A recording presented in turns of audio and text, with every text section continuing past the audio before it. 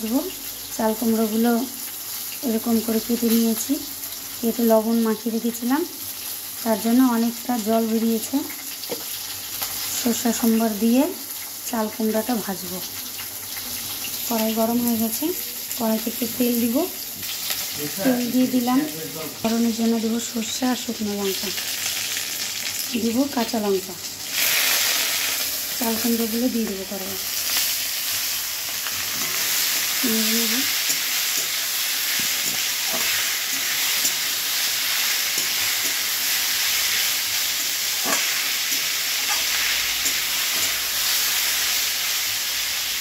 সামান্য পরিমাণ হলুদ দিব, বেশি হলুদ দিলে গন্ধ করবে। ভাজা ভাজা লাউ চাল কুমড়ো এগুলোতে হলুদ কমই লাগে। লবণ দিয়ে মেখে রেখেছিলাম, তাই সামান্য পরিমাণ লবণ দেব,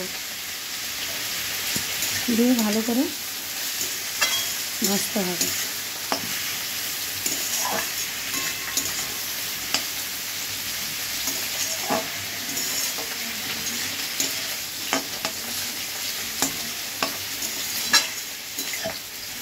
কুমড়োটা সুন্দর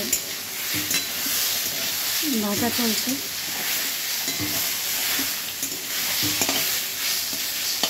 নরম হয়ে গেছে, ভাজা ভাজা হয়ে এসছে। একটু চিনি দেবো, তাহলে ব্যালেন্সটা ঠিক থাকবে। নাড়িয়ে নেব, নেড়ে চেড়ে। আমরা তো এমনই খাই, আর হলো মাথা দিয়েও খাই, কিন্তু মাথা না থাকলে এমনটা ভেজে ভেজে খাই।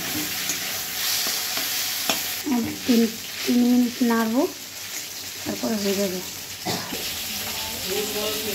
নামিয়ে নেব চাল কুমড়ো ভাজা।